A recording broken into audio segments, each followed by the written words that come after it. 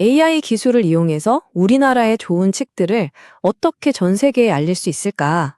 이 흥미로운 전략에 대해 한번 깊이 파고 들어가 보겠습니다.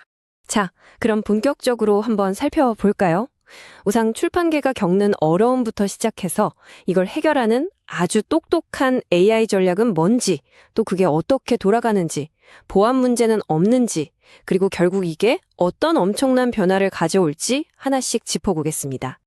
자, 그럼 첫 번째 이야기부터 시작해보죠. 이 모든 것의 출발점, 그러니까 지금 출판 산업이 어떤 딜레마에 빠져 있는지부터 명확히 하고 넘어가야 합니다. 정말 좋은 책들이 많은데 왜 유독 우리나라 책들은 온라인 세상에서 잘 보이지 않는 걸까요? 이게 사실 책이 좋고 나쁘고의 문제가 아닙니다. 문제는 바로 디지털 세상에 우리 책을 어떻게 소개하고 있느냐 하는 방식에 있거든요. 모든 문제의 시작은 바로 이 두 데이터 표준의 차이에서 비롯됩니다. 왼쪽의 코마르크는요, 우리나라 도서관에서 책을 정리하기 위해 쓰는 말 그대로 우리끼리만 쓰는 방식이에요. 반면에 오른쪽의 오닉스 3.0은 아마존, 구글, 애플 같은 전 세계의 거대 기업들이 책을 팔기 위해 사용하는 국제 표준이죠. 하나는 관리용, 다른 하나는 판매용. 여기서부터 모든 게 꼬이기 시작하는 겁니다. 그러니까 출판사 입장에서는 정말 답답한 상황인 거죠. 책 한 권 만들려면 디자인하고 조판하는 데 비용이 만만치 않게 드는데 막상 책이 나와도 이걸 해외 시장에 알릴 방법이 마땅치 않은 겁니다. 데이터를 세계 표준에 맞게 만들 기술도 부족하고 또 혹시나 힘들게 만든 데이터를 공유했다가 경쟁사나 불법 복제에 노출될까 봐 두렵기도 하고요. 그야말로 진퇴양난인 셈입니다. 그렇다면 이 복잡하게 얽힌 문제들을 어떻게 단번에 풀 수 있을까요? 자, 이제부터가 정말 흥미로운데요. 아주 기발한 전략이 등장합니다. 자, 그 전략의 첫 번째 카드는 아주 강력한 당근입니다. 바로 AI 스타일팩이라는 건데요. 이게 뭐냐면 출판사들이 가장 골치 아파하는 작업, 즉 시간과 돈이 많이 드는 책 디자인과 조판 과정을 AI가 자동으로 처리해 주는 겁니다. 제작비를 확 줄여주는 거죠. 엄청난 혜택이죠? 그리고 두 번째 카드가 바로 이 프로젝트의 진짜 목적이라고 할 수 있습니다. 바로 메타데이터 인덱싱인데요. 쉽게 말해 책의 장르, 핵심 키워드, 줄거리 같은 정보들을 쏙쏙 뽑아내서 전 세계 어디서든 검색될 수 있도록 국제표준인 오닉스 3.0 형식으로 바꿔주는 과정입니다. 자, 여기서 정말 무릎을 탁 치게 되는 설계가 나옵니다. 바로 이 두 가지를 교환하는 구조를 만든 건데요. 보세요. 출판사는 제작비를 아껴주는 AI 스타일팩을 공짜나 다름없이 제공받는 대신에 그 대가로 책의 마케팅에 필요한 데이터, 즉 오넥스 메타데이터를 제공하기로 동의하는 겁니다. 굉장히 영리한 거래죠.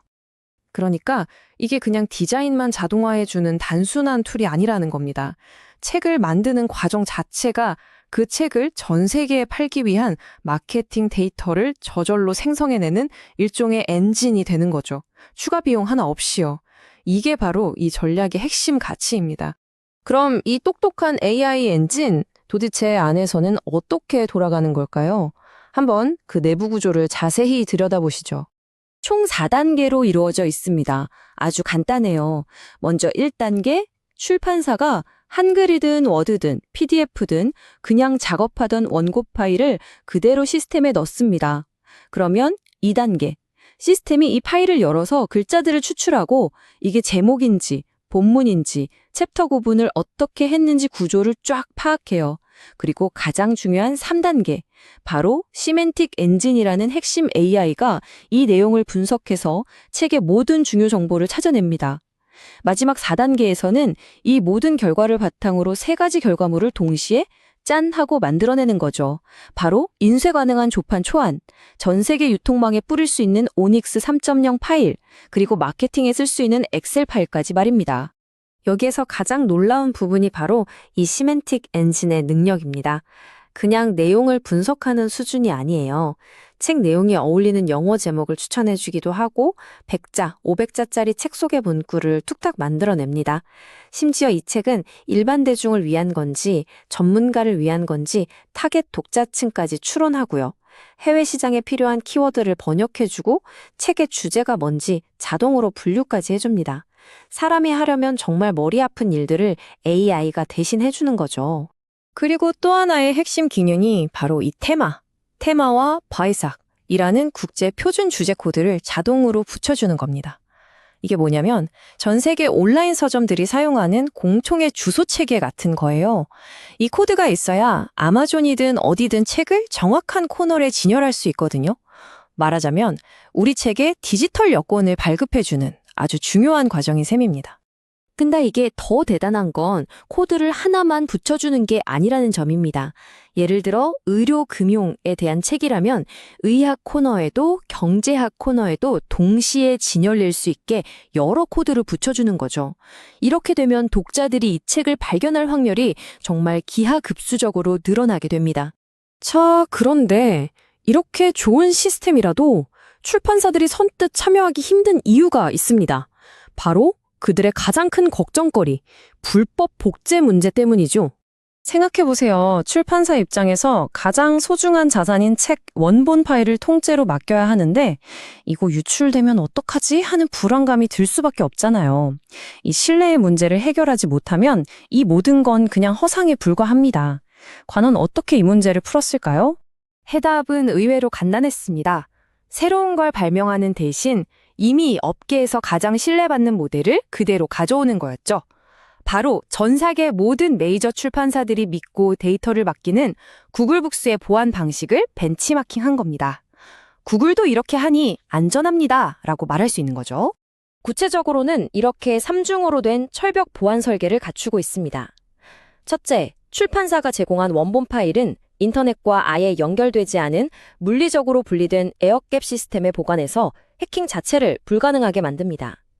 둘째, 출판사가 직접 관리자 페이지에 들어가서 독자에게 어디까지 보여줄지, 보통 책 전체의 10%에서 20% 정도 미리 보기 분량을 직접 설정할 수 있게 합니다.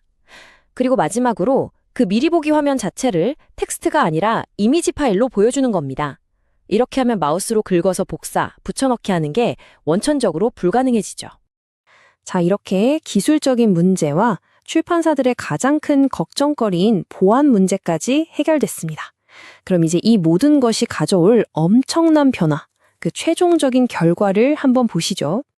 이 그래프 하나가 모든 걸 말해줍니다.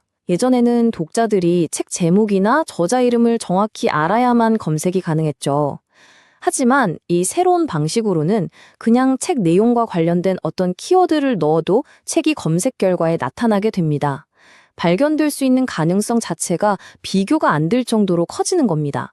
이게 어떤 의미냐면요. 우리가 만든 이 데이터가 아마존, 구글, 애플 같은 거대 플랫폼의 검색 알고리즘에 직접 연결된다는 뜻입니다. 여러분이 온라인 서점에서 당신을 위한 추천 도서 목록 보시죠? 바로 그런 개인화 추천 목록을 만드는데 우리 책의 데이터가 쓰이는 거예요. 당연히 검색 순위도 올라가고 눈에 띌 확률도 극적으로 높아지겠죠. 한마디로 전 세계 디지털 서가에서 제대로 경쟁할 수 있는 무기를 갖게 되는 겁니다. 숫자로 따지면 책 한 권을 독자가 발견할 수 있는 경로, 그 기회의 숫자가 잠재적으로 10배 이상 늘어난다고 볼 수 있습니다. 정말 엄청난 차이죠. 이쯤 되면 이런 생각이 듭니다. 한국 책을 세계에 알리는 것을 넘어 어쩌면 이 모델 자체가 전 세계 출판 산업의 미래를 보여주는 하나의 청사진이 될 수 있지 않을까요? 결국 이 디지털 시대에 데이터의 문제를 해결하는 것이야말로 출판의 미래를 여는 열쇠가 될지도 모릅니다.